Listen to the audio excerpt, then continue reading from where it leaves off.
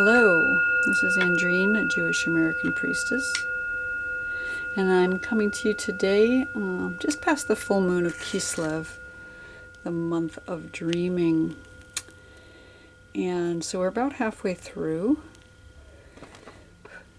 this month as we head into the darkness of the coming solstice, the Tekufat Tevet, in about a month from now.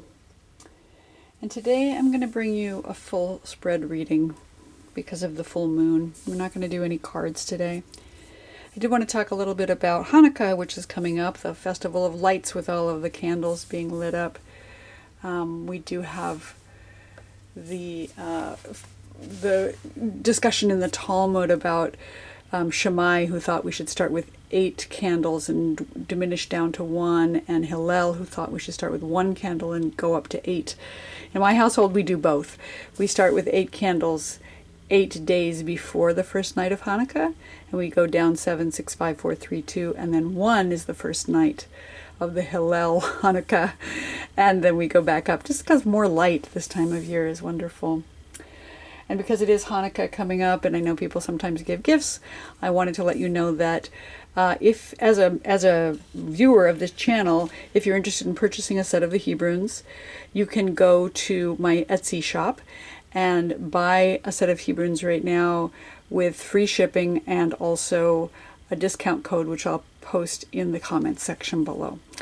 That's all enough for the advertising. Let's go ahead and see what we have today. I think I'm going to remove these stones so they're not in the way, since we do have a full spread coming. These are my stones that are representative of the colors of the different chakras, which loosely correspond to the lower 7 Sephirot. So let's do a shuffle for the moon of dreaming, the fullness of this time of the month right now.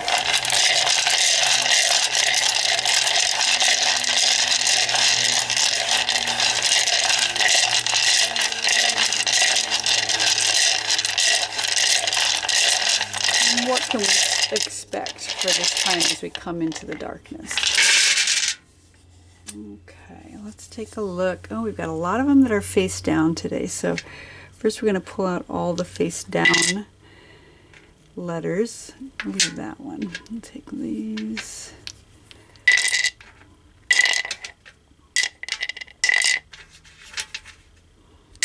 Got one on its side. I think I'm going to leave that one. Okay, we got a couple stacked over here.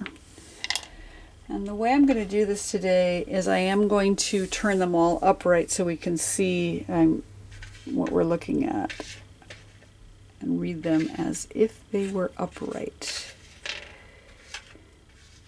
And we're going to go with looking at our central issue today, right in the center of our spread. I'm going to zoom in a little bit.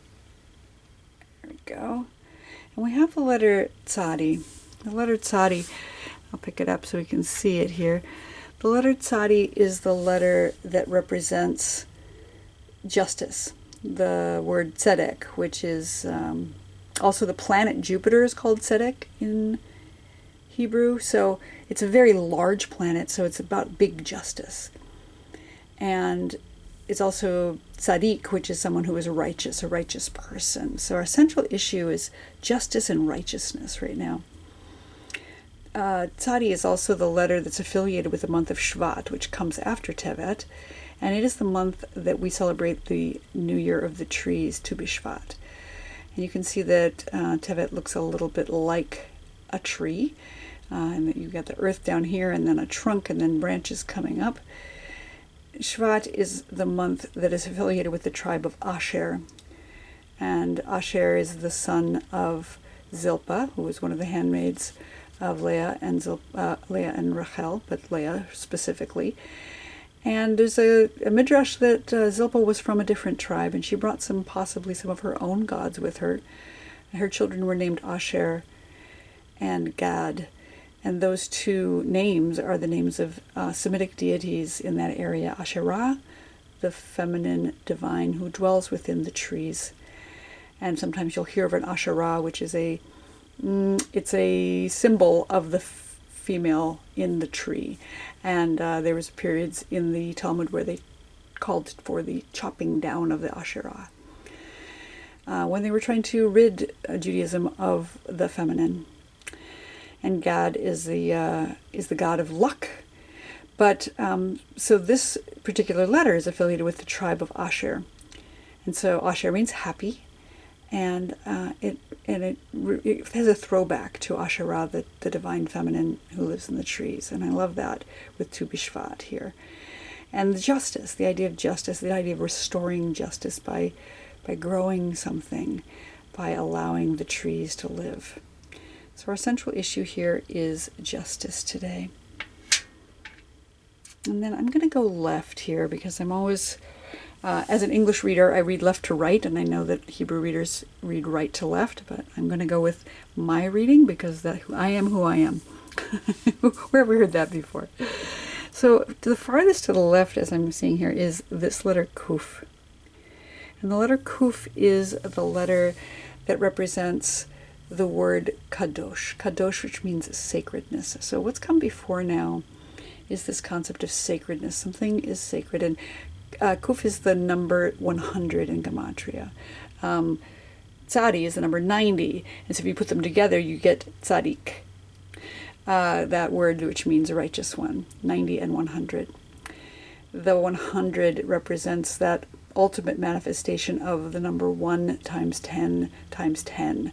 So a big idea of oneness, the big concept of the 10, which is Yud, the first letter of the divine name, the Yud He Vav He, and the name Yah.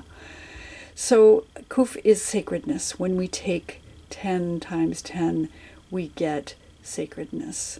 You can also see that it looks a little bit like a tail coming down here, and it's the first letter of the word Kof, which means monkey.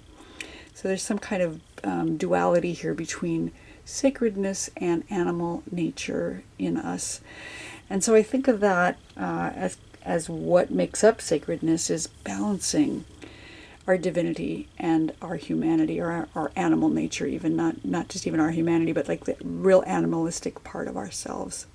So that's what's come before now in this sort of distant past, not too terribly far, but within the last couple of months, we've had this concept of sacredness, kadosh. And I think that comes with Yom Kippur and Rosh Hashanah, those holy days, those high holy days. So maybe that's what we're talking about here. And underneath that, you can see it was stacked on top. I'm going to set this off to the side. We have the letter Nun. And the letter Nun represents the word Ne'aman, which means humility or humbleness. You can see it looks a little bit like somebody who's kneeling and bowed. So underneath our sacredness is this concept of humility, where we need to humble ourselves in the face of the divine or beneath the divine in order to find the sacredness and that balance between what is our animal nature and what is coming from divinity. What part of us is divine, and maybe it is the animal nature that's divine. There is a chant or a song that says the stone that the builders rejected has become the cornerstone. And I think of that sometimes, Even Masu Habonim. So that stone, that part of us that we reject, sometimes can become the thing that makes us most sacred, if we can be humble, to that. So we've got humility underlying sacredness here. I'll kind of set them so you can see them both, maybe. I don't even know what letter this is on the edge, but I'd like to take a look at it now. On its edge, we have the Tav. Okay, Tav is the final letter of the alphabet. It is a stamp or a seal or a signature on the completed alphabet. And because of that, it speaks to endings, possibly finality of a thing, judgment. Some say that it looks like a dalet and a nun together, which spell din meaning judgment or judge. So I find that really interesting that it was sitting on its edge, that this idea of justice or judgment is on edge right now, especially with tzedek in the center, where we have justice here, but judgment is unseen. It's sitting on its edge right now.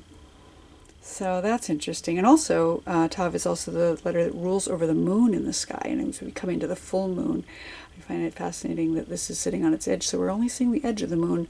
Not that the moon has edges, but, metaphorically, this idea of judgment, this idea of finality, which is unseen right now because it's sitting on edge. We're sitting on the edge of our seat waiting for some kind of judgment, which makes sense considering what's up politically, perhaps. So the next thing in our continuum here is this letter, which is the Ein Sof. The Ein Sof meaning that without end, the infinite.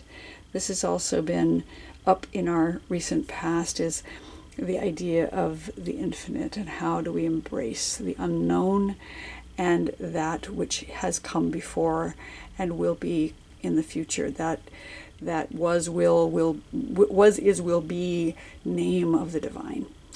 The Ein Sof is here to give us the infinite possibility of what could be. And it's sitting above the central line, so it's something that we want to aspire to. And beautifully, the Lamed is right next to it or beneath it, the Lamed, which is about aspiration. It's about reaching up with heart. The Lamed is the first letter of the word Lev, which means heart-mind. So it is the one letter that reaches above the line. And so it speaks to hope and aspiration and listening with our hearts rather than only with our minds. I find it fascinating that my set here has this crack in it right by the heart, right by the Lamed, which represents heart, because we need to have a broken heart in order to receive the divine as it comes in. And there it is, sitting there right next to the infinite, right below and to the right of the infinite. The next letter in the continuum here is the Kaf. And the Kaf is up high. It's representing something that is helping us right now. Kaf is the palm of a hand, and it is seen as power. It's the first letter of the word Koach, which means power or strength. And it's also, it can be seen as a Keter, which is the crown over the head. And it can be seen as the hand of the Shekhinah lifting us up and holding us high, as well as perhaps sheltering over us. The Kaf represents or rules over the sun in the sky. So we've got this sunshine coming down from above, and perhaps it's a little bit blinding, but it is illuminating things for us, illuminating our justice, illuminating our heart, illuminating the holiness that's come before, perhaps. So next, way up high, the highest thing in the reading, we have the letter He. And the letter He is the first letter of the word Hineni, meaning here I am, available and ready for service. This has come up over and over again in the last couple of months. How can we best move forward? What's going to serve us the most is showing up and being present and saying, I am ready. I am ready for service. I am just waiting here, observing and being in awareness and accepting things as they are so that I am ready when I hear the call. And when one hears the call, the appropriate response is, Hineni, here I am, ready. And sometimes we need to say, here I am, ready, before we get our marching orders. And since this is so high in the reading, I'm guessing that is what our message is today, as far as the most positive thing that we can count on is showing up. He is two of the divine letters of the divine name, the Yud He Vav He. And so sometimes I will say half of divinity is just showing up. So let's show up for ourselves so that we can discover justice. Interestingly, below the Tzadi, we have the letter Yud. The letter Yud, which is the first letter of the divine name. It's a seed, a sperm, maybe the foundation of sexuality as well. And it is the number 10.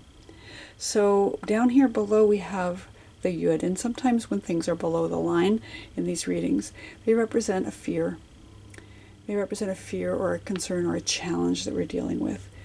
And I see Yud as a seed, planting a seed, something new.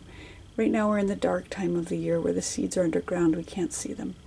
We don't know whether they're growing or have died or are rotting down there. We don't actually know whether they're putting down roots. And so there's a fear here about planting something new because we don't know what's going to be. We don't know about the justice. So there may be fear or concern about something new coming into our life, about being able to tap into the divine. Maybe we're having challenges tapping into the divine or using our own hands. Yud is the first letter of the word yad also, which means hand. So maybe we're having trouble creating action in the world right now. And that's valid. That makes sense. Really low on our reading, the lowest letter on our reading is the letter Resh, and it is the letter that begins the word Rosh, meaning head. So it's about a new beginning as well. So the fact that we have a seed here and the Resh right below it, some big concern about starting something new, some big difficulty about moving forward and putting our head out there. Maybe we're ducking our heads right now. Resh is also about humility. You can see the head is bowed right now. So perhaps we're having some difficulty starting something new. Rosh Hashanah, Rosh Chodesh. We've got this idea of a new beginning, a new year, a new month, and we're challenged with that. We have a fear of starting a new thing. We don't want to put our heads up, so we're ducking. And that's representative in both the Yud and the Resh here. You can see the Yud actually looks like a really little tiny Resh. So beginnings are challenging right now, understandably. And as we move toward the right, we have the letter Aleph, which is the number 1. And it's that multiplicity within unity and unity within multiplicity. You can see that it has a Yud above and a Yud below and a Vav connecting in between. And so it's a connection and division between divinity and humanity, above heaven and earth.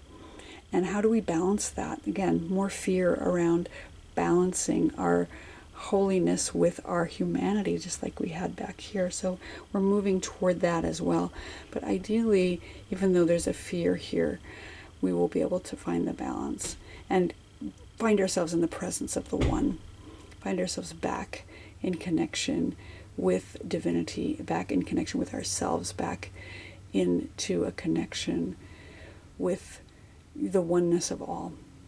To be able to see the multiplicity of our millions of cells in our one body, the trillions of stars in our one universe, the myriad faces of the divine and one divine. So that's a challenge and a concern too, and it's coming up more in the future. But as we search for justice, as we seek, Tzadi also is the first letter of the word Said, which means hunting. As we're seeking for justice, hunting for justice, despite these fears, we can remain present and show up. And then as we move a little bit further into the future, our next challenge is with the Zayin. And the Zayin is a sword or a scepter. So it's about sovereignty. It's about the sovereignty of one's personal sovereignty, taking hold and having action in the world. How do we move forward with our personal sovereignty? But Zayin is always also the letter that corresponds with the 7th day of creation. It's the number 7 in Gematria. So it has this connotation of the Shabbat, the Shabbat bride, in fact, the Shabbat bride who is the Shekhinah, the indwelling presence of the divine. So with the 7 here, we need to think about rest and, claiming our sovereignty in order to claim our rest, claiming our inner divinity in order to find our sovereignty. All of those things coming together in one letter here as we move forward. And again, even though it's below the line, and we are challenged by it, we can bring it back up. We can rectify these fears underneath the surface by bringing ourselves back up to our power, to bringing ourselves back up to our presence, knowing that justice exists, whether we can see it or not, knowing that judgment is here, whether we can see it or not, whether it's on its side or on its, that full moon changes, is constantly changing. It was new just 2 weeks ago, and now it's full, and now it's going to go back to darkness, just like our seasons do.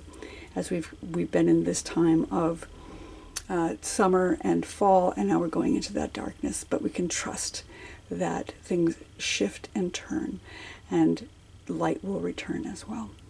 So as we're in this time period looking for our justice, trusting that justice will come, relying on our power, knowing that the broken heart is the way that the light gets in, that there was this time of holiness, that we found ourselves in humility.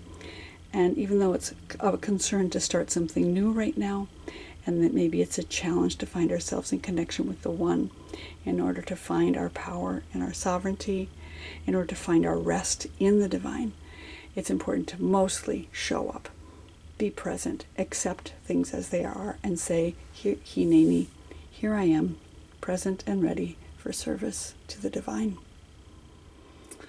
So thank you for listening to this reading today. If you enjoyed it, please do like and subscribe. And if you're interested in buying the Hebrunes, check out my link down below and look for that discount code so that you can get your discount and free shipping. And I will look forward to seeing you here next time.